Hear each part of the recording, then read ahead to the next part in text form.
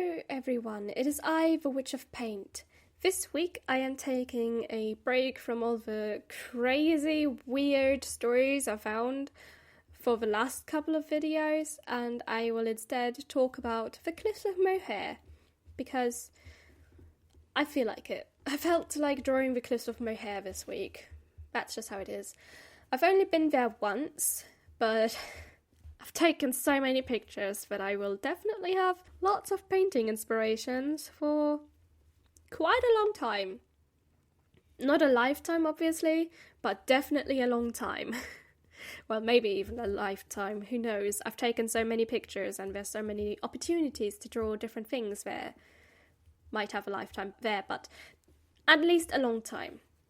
And one of the first things I saw there were these large rock formations that looked like faces. In person, at least. We were there and we looked at them and were like, those kind of look like faces. And so I took as many pictures of them as I could from different angles, and now I'm here and I'm going to draw them. At least one angle of them. I've been itching to draw them since I saw them, honestly. And I sort of imagined them being some sort of Irish giants chilling by the cliff edge. So, yeah, that's what we're doing this week. The Cliffs of Moher are, by the way, absolutely stunning. I definitely recommend visiting them if you love, like, natural stuff, nature and stuff. Because, I mean, aside from the sea and the cliffs and the huge cliffs and the birds that are there, and the occasional flowers, and the fields on the other side of you, there's technically not much there, but it is absolutely stunning. You've got the large, huge cliffs. You're so high up. It's a beautiful hike. Although, like, the height can be a little bit scary, but, you know, the view makes it all worth it, because you've got a nice view to the sea, and you've also got a nice view over, you know, the Irish countryside. If you're into that.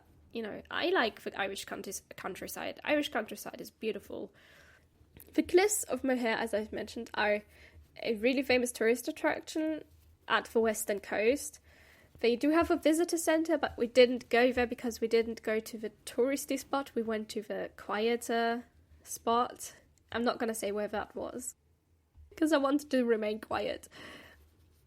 But they are definitely both official paths, that like the one that is going from the visitor centre and then the one that we went to, they are official paths, so, you know, official walking, hiking things. Although on the day that we went there, the paths were a little bit muddy, because it seems that the Cliffs of Moher are no exception to rain, guys. It was very muddy, and you kind of had to slalom around the puddles. It was fun, nonetheless, you know. It was still fun. Also, guys, if you ever think of taking a picture by the edge of a cliff, don't go near the edge of a cliff, please. Please don't do that. It's dangerous, okay? I mean, apparently this is not clear to everybody, because they had to put up a sign that explains to people that going near the cliff edge is a bad idea. And they even had a picture with, you know, from above, where it was showing the path and there were loads of people there, probably summertime, I don't know. And there was this one girl that was sitting right on the edge, and they had us circled in red, and were like, yeah, guys, don't do that, okay? Stay on the path. Don't sit near the edge of a cliff, because you could fall off, and that's not good for your health. Okay, so now that we have the safety briefing out of the way, let's get into the actual infos on the Cliffs of Moher.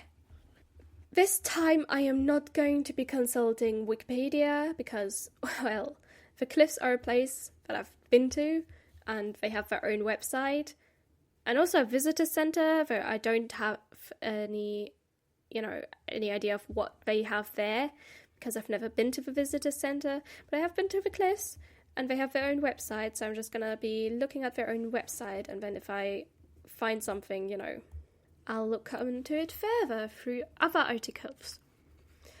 Alright, so According to their own website, the name of the cliffs comes from Moher, a Gaelic word meaning the ruin of a fort. It was the name of a promontory which was demolished during the Napoleonic Wars in order to make room for a signal tower at Hag's Head. Also, I'm not entirely sure what they mean by promontory. I mean, I tried to translate it, but I'm not entirely sure what it means. So, if you do know that, kindly help me out in the comments, because I don't know what it means exactly. Anyway, I'm not here to talk about war or gruesome stories, so we're just going to move on to the next fact they have on their website.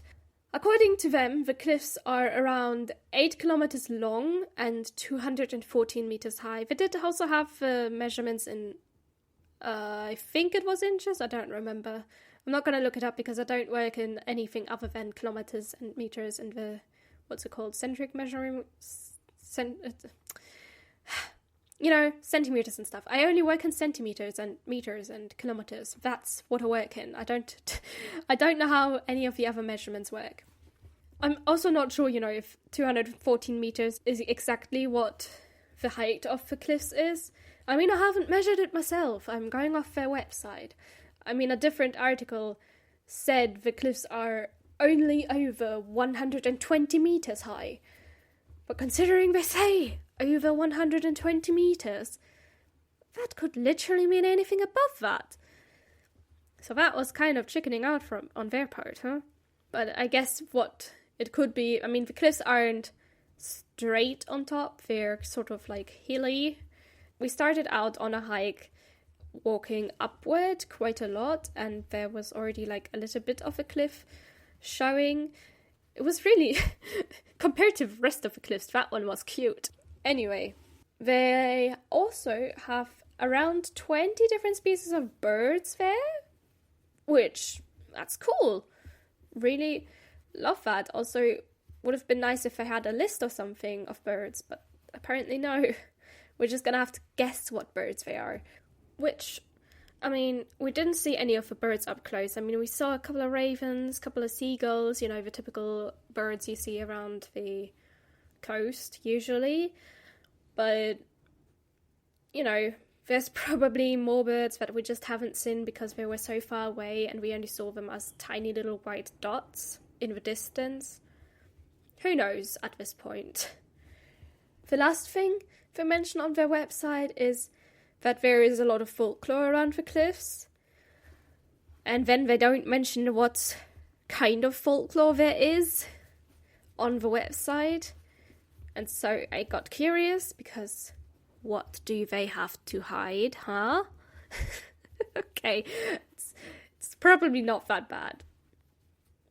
Right? Yeah, no, it is that bad. Okay, it's that bad. It's as bad as you think it is. I looked it up, and the least harmless story I found was about a fisherman who met a mermaid and stole her cloak, which she needs to get back into the water. But because he stole it and hid it away, she couldn't get back into the water. And so he used that to convince her to marry him and have kids with him. Yeah, that's what I found. Lovely, isn't it? Anyway, how about we move on? I mean, okay, fine. I should at least mention the happy ending. The mermaid does find a cloak eventually and returns to the sea. That's a happy ending for her. If we just ignore the fact that she was basically forced into marriage and, taken away from her home forcefully. Is that kidnapping? Mermaid napping. Mer-napping. Yeah, that's mer-napping.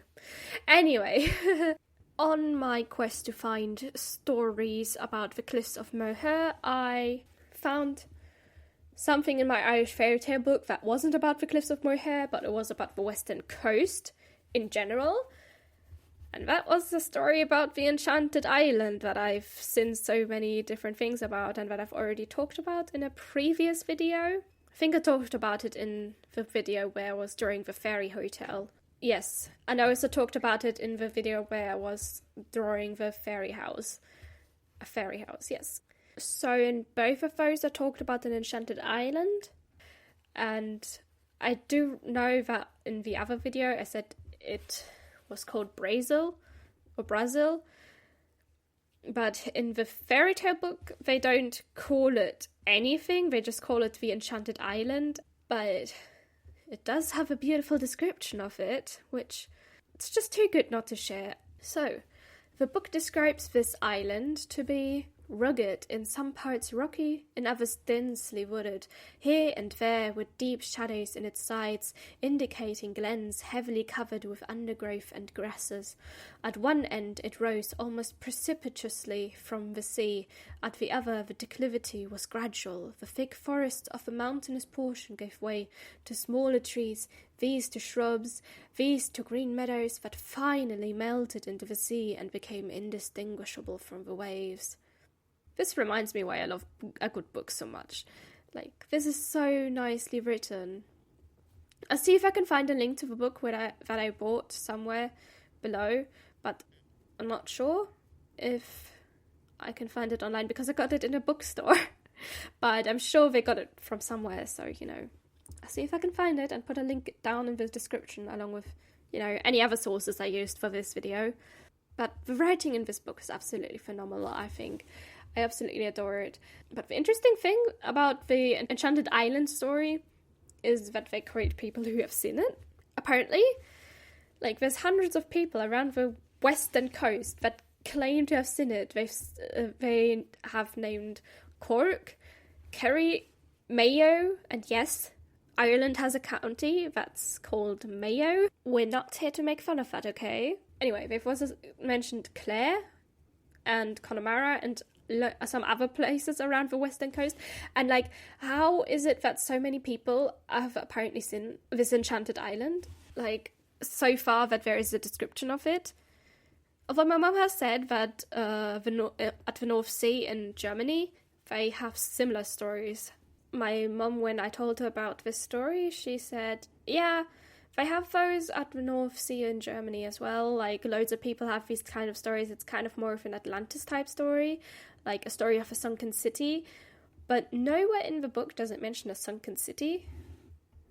But is it? Because, they don't ever say any kind of background story to it. It's just yeah, there's this island that's really pretty, but the moment you try and get near it, it disappears.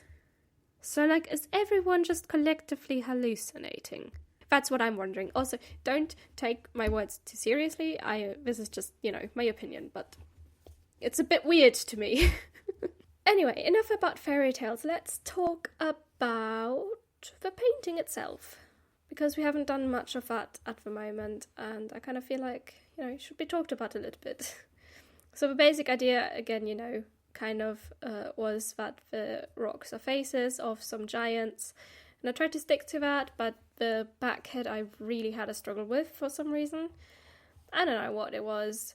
First it sort of looked a little too light, so I tried to darken it, and then I added salt at some point, and then I managed to smudge it a little bit by getting water on it, because I also tried to add water droplets to the painting on that part, but yeah, this is what happens when you don't go in with enough of a plan to know what exactly is going on. I should have probably sketched out a little bit more, but I also kind of wanted this piece to kind of just be me having fun playing around with things. And essentially that's what it ended up being. It's just me playing around with the landscape. So it's all okay. I do like the way that the lady in the front looks though, the lady giant. I'm gonna call it a lady giant because to me, it's a lady giant. And I know her nose looks a bit odd, but that's just because the rock formations in the reference was odd like that. Anyway, let's take off the tape and reveal the final result. I'm so happy with this, even though that little smudge on top of that one's head kind of looks a bit like a bruise. I can look past that though. It's a pretty piece. I hope you guys enjoyed this painting and the whole video overall with the fun facts about the cliffs of Moher. And yeah, if you liked it, you know, thumbs up, subscribe, comment, let me know how you feel about this. And I'll see you next time for another video. I'm not sure what I'm going to do yet, but I'm sure it's going to be fun. Bye!